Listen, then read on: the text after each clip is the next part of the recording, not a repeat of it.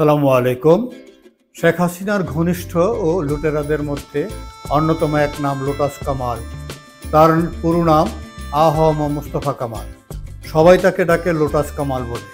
কিন্তু এই লোটাস সৌন্দর্য ছড়ায় না, ছড়ায় দুর্নীতি। এই পদ্ম মানুষকে আনন্দ দেয় না, জনগণের সম্পদ লুণ্ঠন করে। এই পদ্মে চোখ জুড়ায় না, আতঙ্ক ছড়ায়। লোটাস কামাল শেখ হাসিনার ঘনিষ্ঠ এক স্বীকৃত লুটেরা। আওয়ামী লীগ সরকারের 15 বছরের শাসনামলে তিনি পরিকল্পনা মন্ত্রী ছিলেন অর্থমন্ত্রী হিসেবে 5 বছরে 1826 দিনের মধ্যে মাত্র 72 দিন অফিস করে অনন্য বিশ্ব রেকর্ড করেছেন। বলা হতো তার ডিমেশনিয়া হয়েছে, অর্থাৎ নিকট অতীতের সবকিছু ভুলে যেতেন। সবকিছু ভুলে গেলেও টাকা ভুলে যাননি দুর্নীতি, শেয়ার বাজার কেলেঙ্কারি থেকে ব্যাংক লুট, জনশক্তি রপ্তানিতে প্রতারণা থেকে টেন্ডার জালিয়াতি, কোনো অপকর্মের সঙ্গে জড়িত ছিলেন না সাবেক এই অর্থমন্ত্রী। বিশেষজ্ঞরা মনে করেন দেশের অর্থনীতির যারা 12টা বাজিয়েছে তাদের অন্যতম হলেন লোটাস কামাল। সংযুক্ত আরব আমিরাত সহ 7 দেশে সম্পদের পাহাড় গড়েছেন। বাংলাদেশে তার 1000 কোটি টাকার অবৈধ সম্পদ, কিন্তু এই লুটেরা এখন ধরাছোঁয়ার বাইরে। লুটের টাকায় সপরিবারে অবস্থান করছেন দুবাইতে। মালয়েশিয়া, যুক্তরাজ্য, কানাডা এবং কাতার, সৌদি আরব এবং 2টি দ্বীপ রাষ্ট্রে রয়েছে তার বিপুল সম্পদ। অনুসন্ধানে দেখা গেছে দুবাইতে অন্তত 18টি নিবন্ধিত কোম্পানি রয়েছে লোটাস কামাল এবং তার পরিবারের। 2022 সালে দুবাইয়ে আবাসন খাতে 532 জন বাংলাদেশি প্রপার্টি মালিকানা অফ প্ল্যান, অর্থাৎ উন্নয়ন বা নির্মাণ শেষের আগেই কিনে নেওয়া প্রপার্টির মালিকানার হিসাব পাওয়া গেছে। এই তালিকায় লোটাস কামাল ও তার পরিবারের নাম রয়েছে। সংযুক্ত আরব আমিরাতের নিবন্ধিত কোম্পানিগুলোর ব্যাপারে অনুসন্ধান করে পাওয়া যায় বেশ কিছু চাঞ্চল্যকর তথ্য। দেখা যায় সেখানে অরবিটাল ইন্টারন্যাশনাল নামে একটি কোম্পানি নিবন্ধিত হয়েছে নির্মাণ সংস্থা হিসাবে। অরবিটাল ইন্টারন্যাশনালের অন্যতম মালিক দেখানো হয়েছে তার স্ত্রী কাশ্মীরি কামালকে। এই অরবিটাল ইন্টারন্যাশনাল বাংলাদেশেও নিবন্ধিত, তবে বাংলাদেশে প্রতিষ্ঠানটির প্রধান কাজ ছিল জনশক্তি রপ্তানি করা। এখন দুবাইতে অরবিটাল ইন্টারন্যাশনাল একটি নিবন্ধিত কোম্পানি হয়ে সেখানে কনস্ট্রাকশন এবং আবাসন খাতে কাজ করছে। এই প্রতিষ্ঠানের বিভিন্ন কাগজপত্র অনুসন্ধান করে দেখা যায় সংযুক্ত আরব আমিরাতের বিভিন্ন এলাকায় তারা 6টি আবাসন প্রকল্পের কাজ একযোগে শুরু করেছে। এই 6টি আবাসন প্রকল্পের আনুমানিক ব্যয় ধরা হয়েছে বাংলাদেশি টাকায় প্রায় 5000 কোটি টাকা। অর্থাৎ লোটাস কামালের স্ত্রী কাশ্মীরি কামাল এই টাকাগুলো বিদেশে পাচার করে সেখানে নতুন করে ব্যবসা প্রতিষ্ঠান করছেন। সংযুক্ত আরব আমিরাতের বিভিন্ন এলাকায় কাশ্মীরি কামাল, মেয়ে নাফিজা কামাল এবং লোটাস কামালের নামে অন্তত 18টি বাড়ির সন্ধান পাওয়া গেছে। দুবাইয়ের অভিজাত ব্যয়বহুল পাম বিচ এলাকায় নাফিজা কামালের একটি ব্যক্তিগত বাংলো বাড়ি রয়েছে, ঠিক পাশেই কাশ্মীরি কামালেরও একটি বাংলো বাড়ি রয়েছে।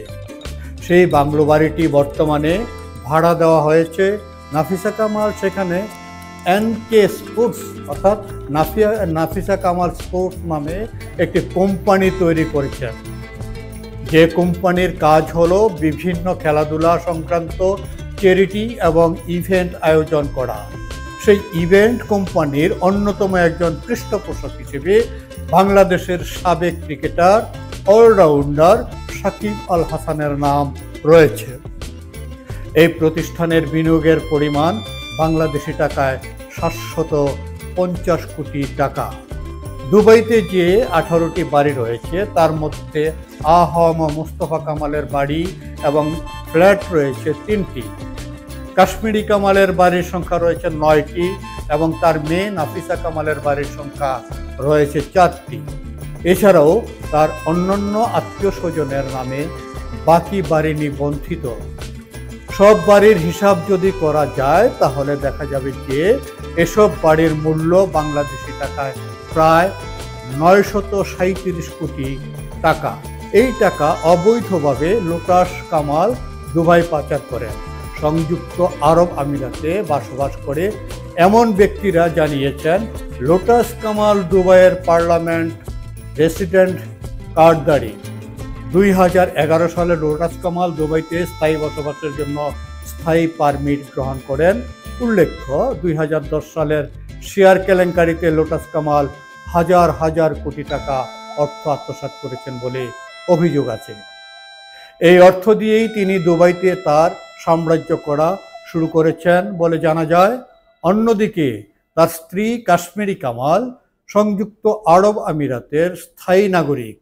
মেয়ে নাফিসা কামালও সংযুক্ত আরব আমিরাতের নাগরিকত্ব গ্রহণ করেছেন।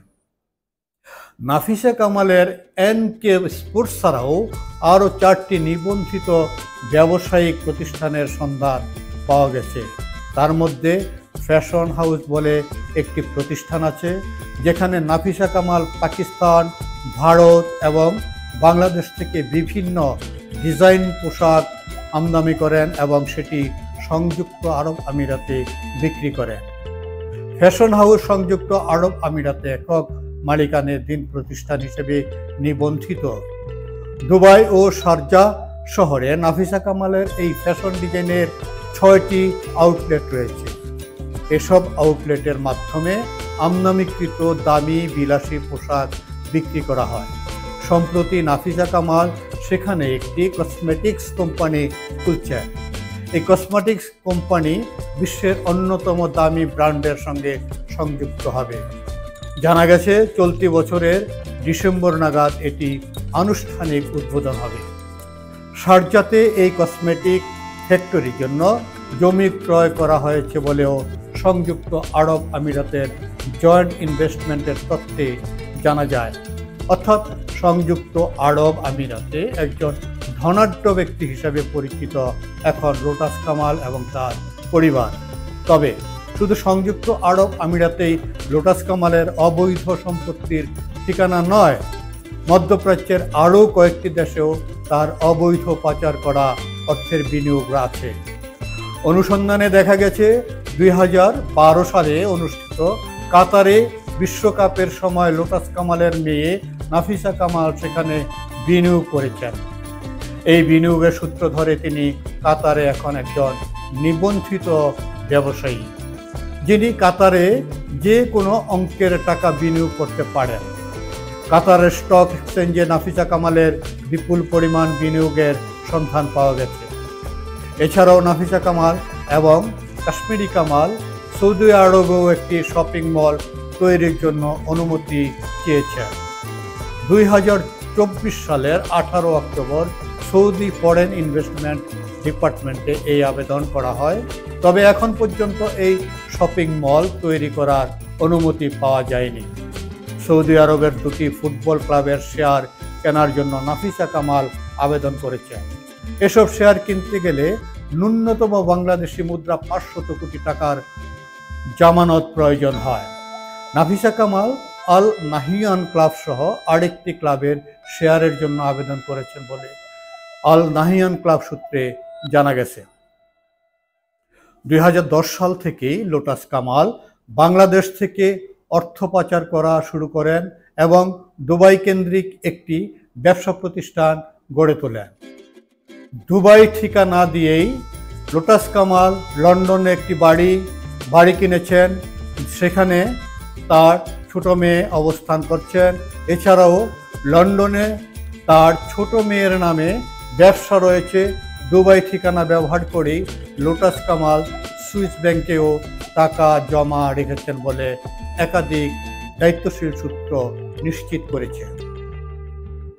প্রশান্ত মহাসাগরের ছোট দ্বীপ রাষ্ট্র ভানুয়াতুর নাগরিকত্ব নিয়েছেন আহম মুস্তফা কামাল। এই বিষয়ে তদন্তে জানা গেছে লোটাস কামাল আসলে তার আসল নাম আবু হেনা মুস্তফা কামাল ব্যবহার করে দেশটির পাসপোর্ট নিয়েছেন। ভানুয়াতুতে নাগরিকত্ব কেনার মাধ্যমে লোটাস কামাল এখন 130টি দেশে ভিসামুক্ত ভ্রমণ করতে পারবেন। এটি একটি সুযোগ যা বিশ্বের বহু বিতর্কিত ব্যবসায়ী ও রাজনীতিকরা লাভ করছেন। ভানুয়াতুর পাসপোর্টধারীদের জন্য এই সুবিধা আকর্ষণীয়, কারণ দেশটি আয়কর, কর্পোরেট কর বা সম্পদ কর না দেওয়ার কারণে অর্থ পাচারের জন্য একটি নিরাপদ গন্তব্য হিসেবে পরিচিত। ভানুয়াতু সরকার গোল্ডেন পাসপোর্ট নামে একটি স্কিমের আওতায় নাগরিকত্ব বিক্রি করে, যার মাধ্যমে $1,30,000 বিনিময়ে নাগরিকত্ব প্রাপ্তি সম্ভব। এই প্রক্রিয়া 1 মাসের মধ্যে সম্পন্ন করা যায় এবং সরাসরি দেশটিতে না গিয়েও নাগরিকত্ব পাওয়া যায়, যেটি লোটাস কামাল কাজে লাগিয়েছেন। দর্শক, ভালো থাকবেন। আল্লাহ হাফেজ।